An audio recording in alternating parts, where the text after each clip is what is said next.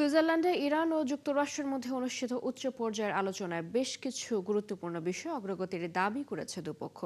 এরই মধ্যে জব্দ থাকা 1,200 কোটি ডলার ছাড় এবং ইরানের তেল রপ্তানিতে সাময়িক নিষেধাজ্ঞা শিথিল করেছে যুক্তরাষ্ট্র।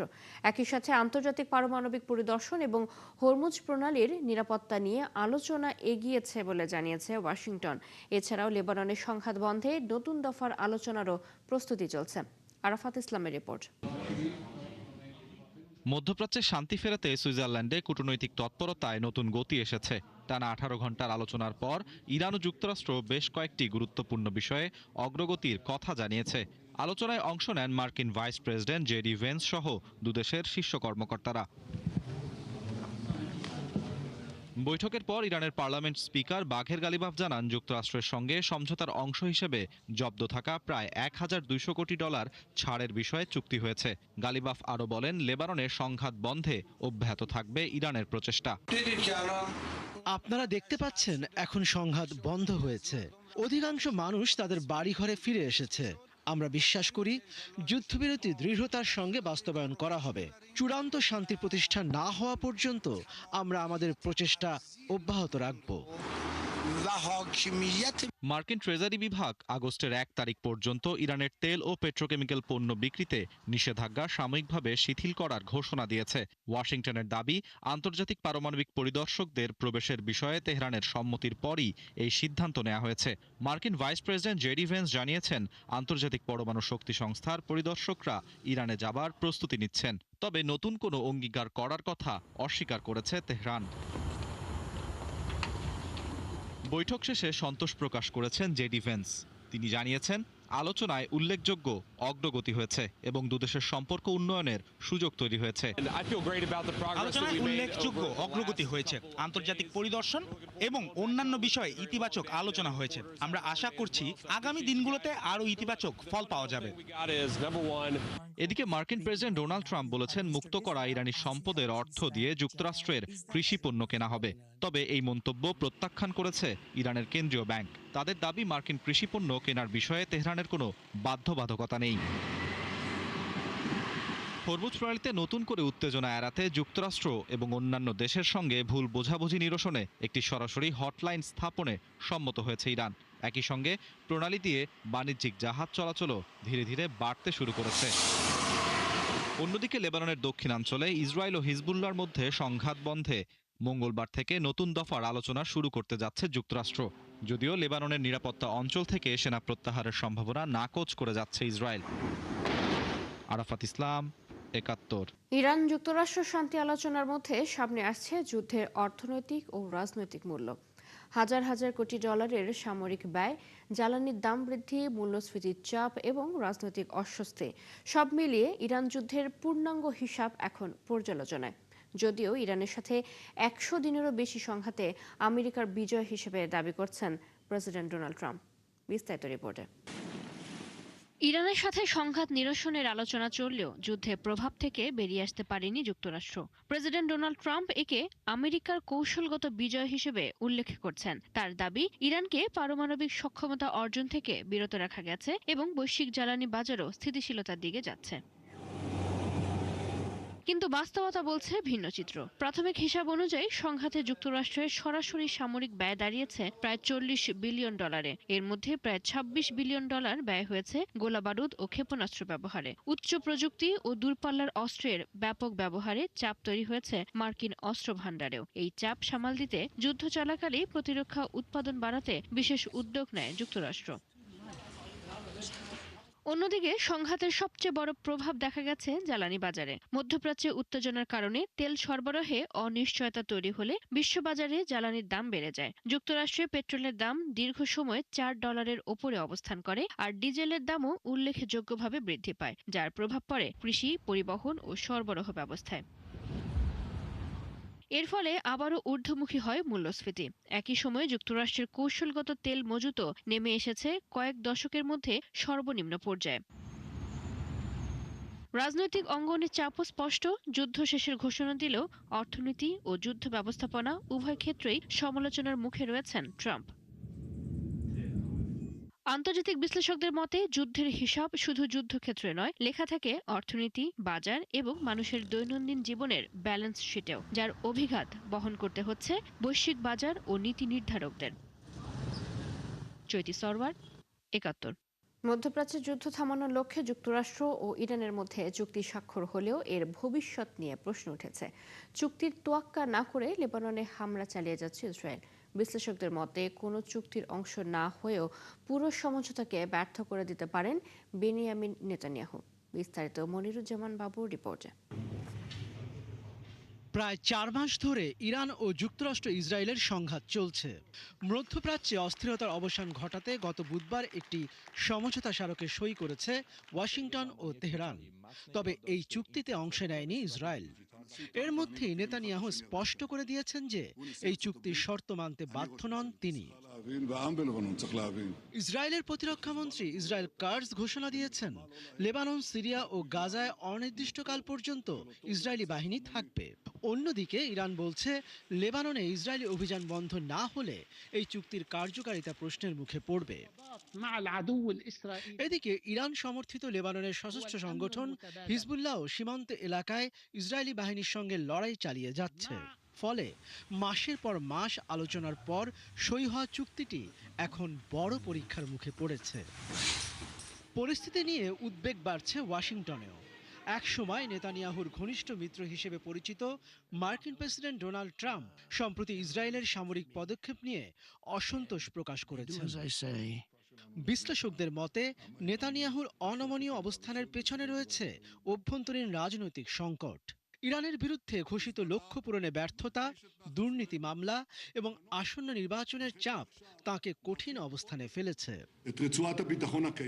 রাজনৈতিক বিশ্লেষকদের মতে মার্কিন রাজনীতিতে শক্তিশালী ইসরায়েলপন্থী গোষ্ঠীর প্রভাবেই নেতানিয়াহুকে অবস্থান বদলাতে বাধ্য করতে পারছে না ওয়াশিংটন।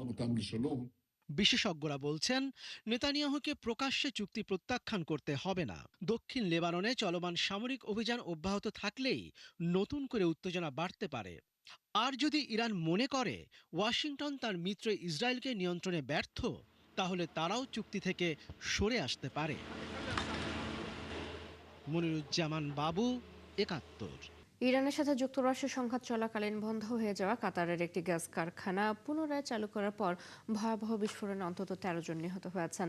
রবিবার সন্ধ্যার দিকের এই দুর্ঘটনায় আহত হয়েছেন আরও কমপক্ষে ৬৬ জন। সোমবার দেশটির কর্তৃপক্ষ এই তথ্য নিশ্চিত করেছেন। তবে বিস্ফোরণের এই ঘটনার পরও বিশ্ববাজারে জ্বালানি রপ্তানি ব্যাহত হবে না বলে আশ্বস্ত করেছেন কাতারের জ্বালানি মন্ত্রী সাদ আল কাবি। সোমবার সাংবাদিকদের সাথে আলাপকালে জ্বালানি মন্ত্রী আল কাবি বলেছেন, নিহত ব্যক্তিরা ভারত ও পাকিস্তানের নাগরিক। আহত সবাইকে চিকিৎসা দেওয়া হচ্ছে এবং তাদের কারো অবস্থা আশঙ্কাজনক নয়। প্রাথমিক তদন্তে বিস্ফোরণের এই ঘটনা একটি দুর্ঘটনা ছিল বলে ইঙ্গিত পাওয়া গেছে। এটি কোনো নাশকতা কিংবা বৈরী কর্মকাণ্ডের ফল নয়। ব্রিটিশ প্রধানমন্ত্রী কিয়ার স্টারমারের পদত্যাগের পর এখন কে হবেন দেশটির পরবর্তী প্রধানমন্ত্রী তা নিয়ে চলছে নানা জল্পনা। ২ বছরের মাথায় স্টারমার ক্ষমতা থেকে সরে দাঁড়ানোর পর এখন সবচেয়ে বেশি আলোচনায় রয়েছেন গ্রেটার ম্যানচেস্টারের মেয়র অ্যান্ডি বার্নহ্যাম। এই দৌড়ে রয়েছেন স্বাস্থ্যমন্ত্রী ওয়েস স্ট্রিটিং এবং সাবেক উপপ্রধানমন্ত্রী অ্যাঞ্জেলা রেনারের নামও। দেওয়ান মুবাশশিরা হোসেনের রিপোর্টে বিস্তারিত। আবারও ব্রিটেনের রাজনীতিতে বড় ধাক্কা। মাত্র ২ বছরের মাথায় প্রধানমন্ত্রীর ক্ষমতা ছাড়তে বাধ্য হলেন কিয়ার স্টারমার। আর এরপর থেকেই তার স্থলাভিষিক্ত করতে যাচ্ছেন কে তা নিয়ে চলছে সব স্তরের মানুষের মধ্যে আলোচনা। নানা সমীকরণ মেলাতে শুরু করেছেন রাজনৈতিক বিশ্লেষকরা।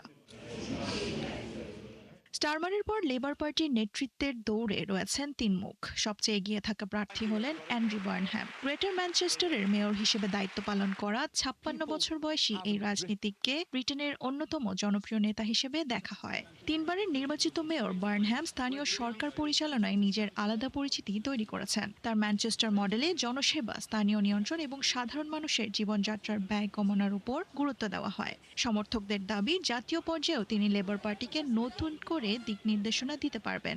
তবে প্রধানমন্ত্রী হলে তাকে ব্রিটেনের দুর্বল অর্থনীতি, ঋণের চাপ এবং বিনিয়োগকারীদের আস্থা ধরে রাখার মতো কঠিন চ্যালেঞ্জ মোকাবেলা করতে হবে। নেতৃত্বের দৌড়ে আরেক গুরুত্বপূর্ণ নাম ওয়েস্ট স্ট্রিটিং। ৪৩ বছর বয়সী রাজনীতিক ব্রিটেনের স্বাস্থ্যমন্ত্রীর দায়িত্বে রয়েছেন। স্ট্রিটিংকে লেবারের মধ্যপন্থী ও আধুনিক ধারার নেতা হিসেবে দেখা হয়। তিনি দলের প্রভাবশালী বক্তা হিসেবে পরিচিত। ব্রিটেনের ন্যাশনাল হেলথ সার্ভিস বা NHS-কে আধুনিক করার পরিকল্পনা নিয়ে কাজ করছেন তিনি। তার সমর্থকদের মতে তরুণ ভোটারদের কাছে গ্রহণযোগ্যতা এবং যোগাযোগ দক্ষতা তাকে শক্তিশালী প্রতিদ্বন্দ্বী করে তুলেছে। ব্রিটেনের ক্ষমতাসীন লেবার পার্টির নেতৃত্বে আসতে পারেন এমন সম্ভাব্য তালিকায় আছেন সাবেক উপপ্রধানমন্ত্রী অ্যাঞ্জেলা রেনারো। তিনি দলে শ্রমিক ভিত্তিক রাজনীতির প্রতিনিধিত্ব করেন। সাধারণ পরিবারে জন্ম নেওয়া রেনার ট্রেড ইউনিয়ন রাজনীতি থেকে জাতীয় পর্যায়ে এসেছেন। স্টারমার সরকারের সময় আবাসন সংস্কার, শ্রমিক অধিকার এবং ন্যূনতম মজুরি বাড়ানোর মতো নীতিতে তার ভূমিকা ছিল। তার সরাসরি বক্তব্যের ধরন এবং সাধারণ মানুষের সঙ্গে যোগাযোগ তাকে জনপ্রিয় করেছে। স্টারমারের পর লেবারের নতুন নেতা যেই হন, তার জন্য সবচেয়ে বড় চ্যালেঞ্জ এখন দলের হারানো জনপ্রিয়তা ফিরিয়ে আনা এবং ব্রিটেনের অর্থনৈতিক সংকট মোকাবেলা করা। দেওয়ান মুবাশশিরা হোসেন, ৭১। যুক্তরাজ্যের মেকারফিল্ড আসনের নতুন এমপি হিসেবে শপথ নিয়েছেন অ্যান্ডি বার্নহ্যাম। সোমবার কিয়ার স্টারমারের প্রধানমন্ত্রী ও লেবার পদ থেকে পদত্যাগের কয়েক ঘন্টা পরে হাউস অব কমন্সে শপথ নেন তিনি। বার্নহ্যামই একমাত্র আইন প্রণেতা যিনি স্টারমারের পদত্যাগের পর তাকে স্থলাভিষিক্ত করার দৌড়ে অংশ নেবেন বলে নিশ্চিত করেছেন। এর আগে গত শুক্রবার পার্লামেন্টের উপনির্বাচনে নাইজেল ফারাজের রিফর্ম ইউকে প্রার্থীকে প্রায় ৯,০০০ ভোটে হারিয়ে মেকারফিল্ড আসনে জয় পান তিনি। তার এই জয় লেবার এমপিদের মধ্যে নতুন আশা তৈরি করেছে। স্টারমারের নেতৃত্বে সমর্থন হারানো দলকে বার্নহ্যাম তার শক্তিশালী যোগাযোগ দক্ষতা দিয়ে ঘুরে দাঁড় করাতে পারবেন বলে মনে করছেন অনেকেই। ইউরোপীয় ইউনিয়ন ছাড়ার পক্ষে ব্রিটেনের ঐতিহাসিক গণভোটের ১০ বছর পূর্ণ হয়েছে আজ। ২০১৬ সালের সেই সিদ্ধান্ত যুক্তরাজ্যের অর্থনীতি, রাজনীতি এবং অভিবাসন নীতিতে বড় ধরনের পরিবর্তন নিয়ে আসে। তবে এক দশক পরও ব্রেক্সিট নিয়ে বিতর্ক থামেনি। অর্থনীতিবিদদের মতে প্রত্যাশার তুলনায় ব্রিটেনের অর্থনীতি দুর্বল হয়েছে এবং রাজনৈতিক অস্থিরতা বেড়েছে। আরাফাত ইসলামের রিপোর্ট। ২০১৬ সালের ২৩ জুন ইউরোপীয় ইউনিয়নের সদস্য পদ নিয়ে গণভোটে অংশ নেয় ব্রিটিশ জনগণ।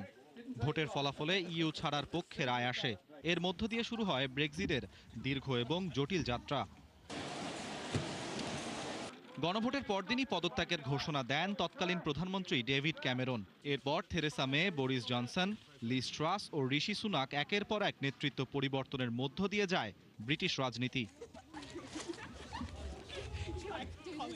কিংস কলেজ লন্ডনের অর্থনীতি ও জননীতি বিভাগের অধ্যাপক জনাথন পোর্টেস বলেছেন, ব্রেক্সিটের ফলে ব্রিটিশ অর্থনীতি আগের তুলনায় দুর্বল হয়েছে। তার মতে দেশটির জাতীয় উৎপাদন এবং প্রবৃদ্ধি সম্ভাবনা কমে গেছে কয়েক গুণ। অর্থনীতিবিদরা যেটা আগেই পূর্বাভাস দিয়েছিলেন, ব্রেক্সিট ব্রিটিশ অর্থনীতিতে ঠিক তেমনই নেতিবাচক প্রভাব ফেলেছে। ব্রেক্সিট না হলে যুক্তরাজ্যের অর্থনীতি এখনকার চেয়ে আরও শক্তিশালী ও বড় হতো। প্রভাবের সুনির্দিষ্ট মাত্রা নিয়ে বিতর্ক থাকলেও এটা স্পষ্ট যে জাতীয় উৎপাদনের কয়েক শতাংশ ক্ষতি হয়েছে। অর্থাৎ সামগ্রিকভাবে ব্রিটেন কিছুটা দরিদ্র হয়েছে। যদিও এটি কোনো বিপর্যয় নয়, তবে ব্রেক্সিট আমাদের অর্থনৈতিক সক্ষমতাকে দুর্বল করেছে। ব্রিটেনের সরকারি বাজেট বিশ্লেষকরাও মনে করেন, দীর্ঘমেয়াদে দেশটির অর্থনীতি ইইউতে থেকে গেলে যে অবস্থানে থাকতো তার তুলনায় উল্লেখযোগ্যভাবে ছোট হয়ে গেছে। বিনিয়োগ কমে যাবার বিষয়টিও উদ্বেগের কারণ হিসেবে দেখা হচ্ছে। ব্রেক্সিট প্রচারণার অন্যতম বড় প্রতিশ্রুতি ছিল অভিবাসন নিয়ন্ত্রণ। ইউরোপীয় ইউনিয়নের মুক্ত চলাচল ব্যবস্থা বন্ধ করা হলেও বাস্তবে অভিবাসনের হার প্রত্যাশামতো কমেনি। শ্রমিক সংকট, করোনা পরবর্তী পরিস্থিতি এবং ইউক্রেন যুদ্ধের প্রভাবের কারণে অভিবাসন বরং বেড়েছে বলে উল্লেখ করছেন বিশ্লেষকরা। রাজনৈতিক ক্ষেত্রেও এসেছে বড় পরিবর্তন। ব্রেক্সিটের অন্যতম মুখ নাইজেল ফারাজ নতুন করে রাজনৈতিক প্রভাব বিস্তার করেছেন। অন্যদিকে কনজারভেটিভ পার্টি গত এক দশকের নানা ব্যর্থতার দায় বহন করছে বলে মনে করেন পর্যবেক্ষকরা। এদিকে জনমতেও পরিবর্তন দেখা যাচ্ছে। অনেক ব্রিটিশ নাগরিক এখন মনে করেন ব্রেক্সিট প্রত্যাশা অনুযায়ী ফল দিতে পারেনি। তবে ইউরোপীয় ইউনিয়নের পুনরায় যোগ দেওয়া বা আরও ঘনিষ্ঠ সম্পর্ক গড়ে তোলার প্রশ্নে এখনও সুস্পষ্ট রাজনৈতিক ঐক্যমত তৈরি হয়নি। ২০২৫ সালে বাণিজ্য ও প্রতিরক্ষা সহযোগিতা নিয়ে নতুন চুক্তি স্বাক্ষরের মাধ্যমে ব্রিটেন ও ইউরোপীয় ইউনিয়ন সম্পর্ক কিছুটা উন্নত হয়েছে। তবে ভবিষ্যতে দুপক্ষ কতটা ঘনিষ্ঠ হবে তা এখনও স্পষ্ট নয়। আরাফাত ইসলাম, 71। ফ্রান্স জুড়ে চলমান তীব্র তাপপ্রবাহের মধ্যে একটি গাড়ির ভেতর থেকে দুটি শিশুর মরদেহ উদ্ধার করা হয়েছে। দেশটির দক্ষিণ পূর্বাঞ্চলে সোমবার এই ঘটনা ঘটে। স্থানীয় কর্তৃপক্ষ জানিয়েছে ওই দুই শিশুর বয়স যথাক্রমে 2 এবং 4 বছর। শিশু দুটির মৃত্যুর সুনির্দিষ্ট কারণ এখনও নিশ্চিত হওয়া যায়নি, তবে তদন্তকারীরা প্রাথমিকভাবে তীব্র তাপপ্রবাহকেই মৃত্যুর সম্ভাব্য প্রধান কারণ হিসেবে বিবেচনা করছেন। ঘটনাটি ঘটেছে দক্ষিণ পূর্ব ফ্রান্সের একটি শহরে, যেখানে সোমবার সর্বোচ্চ তাপমাত্রা 39 ডিগ্রি সেলসিয়াস পর্যন্ত পৌঁছানোর পূর্বাভাস দেওয়া হয়েছিল। কর্তৃপক্ষ জানায় দুই শিশুর মরদেহ পরিবারের গাড়ির ভেতরে পাওয়া গেছে। ঘটনার পর স্থানীয় প্রশাসন এবং তদন্তকারী সংস্থাগুলো বিষয়গুলো খতিয়ে দেখছে। একই সাথে শিশুদের নিরাপত্তা নিশ্চিত করতে এবং তাপপ্রবাহের সময় যানবাহনের ভেতরে কাউকে ফেলে না রাখার বিষয়ে সতর্কতা জোরদার করার আহ্বান জানানো হয়েছে। পশ্চিমবঙ্গে তৃণমূল কংগ্রেসের শীর্ষ পদ থেকে মমতা বন্দ্যোপাধ্যায়কে সরিয়ে দেওয়ার দাবি করেছে বিদ্রোহী নেতা ঋতব্রত ব্যানার্জির নতুন দলীয় কমিটি। একই সাথে দলের দ্বিতীয় সর্বোচ্চ নেতা হিসেবে পরিচিত তৃণমূলের সর্বভারতীয় সাধারণ সম্পাদক অভিষেক বন্দ্যোপাধ্যায়কে সাময়িক বরখাস্তের কথাও জানিয়েছেন তারা। এমন তথ্য জানানো হয় ভারতীয় সংবাদ মাধ্যমগুলোতে। প্রতিবেদনগুলোতে আরও বলা হয়, সোমবার কলকাতার নিউ চয়নের একটি হোটেলে বিশেষ বৈঠকে এই সিদ্ধান্ত হয়। বৈঠকে উপস্থিত ছিলেন দলের প্রায় 60 জন বিধায়ক এবং কলকাতার পৌরসভার অন্তত 70 জন কাউন্সিলর। বৈঠকের নেতৃত্বে থাকা ঋতব্রত বন্দ্যোপাধ্যায় জানান, দলের গঠনতন্ত্র অনুযায়ী প্রতি 3 বছর পর পর সর্বভারতীয় কার্যনির্বাহী কমিটি গঠন বাধ্যতামূলক। সর্বশেষ 2022 সালে সে কমিটি গঠিত হয়েছিল। এরপর নির্ধারিত সময় পেরিয়ে গেলেও নতুন কমিটি তৈরি হয়নি। এরপরই সাংগঠনিক পুনর্গঠনের প্রক্রিয়া শুরু হয়। প্রথমে কার্যনির্বাহী কমিটির সদস্যপদের নাম ঘোষণা করা হয়, পরে ধ্বনি ভোটে অরূপ রায়কে চেয়ারম্যান হিসেবে অনুমোদন দেওয়া হয়। ভারতের উত্তরপ্রদেশের রাজধানী লখনৌয়ের একটি কোচিং সেন্টারে আগুনে অন্তত 15 জন নিহত হয়েছেন। এ সময় ভবনের ভেতরে থাকা আটকা পড়েন এবং প্রাণ বাঁচাতে কয়েকজন শিক্ষার্থী দ্বিতীয় তলা থেকে লাফিয়ে নামেন। প্রায় 1 ঘন্টার চেষ্টায় দমকল বাহিনী আগুন নিয়ন্ত্রণে আনে। সোমবার সংবাদ মাধ্যম এনডিটিভি জানায়, বাণিজ্যিক এলাকায় অবস্থিত 3তলা ভবনের ওপরের তলায় আগুন লাগে এবং দ্রুত তা ছড়িয়ে পড়ে। ঘটনাস্থল থেকে 15 জনের মরদেহ উদ্ধার করা হয়। সাবেক প্রেসিডেন্ট ইউন সুক ইয়োলের সামরিক আইন জারিকে সমর্থন করার অভিযোগে দক্ষিণ কোরিয়ার প্রাক্তন বিচারমন্ত্রী পার্ক সুং জায়কে 25 বছর কারাবাসের সাজা দিয়েছেন দেশটির আদালত। সোমবার রাজধানী সিউলের কেন্দ্রীয় জেলা আদালত এই রায় দিয়েছেন। মামলার অভিযোগে পার্ক সুং জায়ের বিরুদ্ধে সংবিধান বহির্ভূত পদক্ষেপে ক্ষমতার অপব্যবহারের অভিযোগ আনা হয়েছে বলে জানিয়েছে দক্ষিণ কোরিয়ার রাষ্ট্রায়ত্ত সংবাদ মাধ্যম। এই ছিল এখনকার আয়োজনে বিশ্বের আরো নতুন কিছু খবর এবং বিশ্লেষণ নিয়ে দুপুর 1:30টায় আবারও হাজির হবে বিশ্বযোগ। সরাসরি সংবাদ এবং অনুষ্ঠান দেখতে চোখ রাখুন 71 ফেসবুক পেজে, সাবস্ক্রাইব করুন 71 ইউটিউব চ্যানেল। থাকুন 71 সাথে।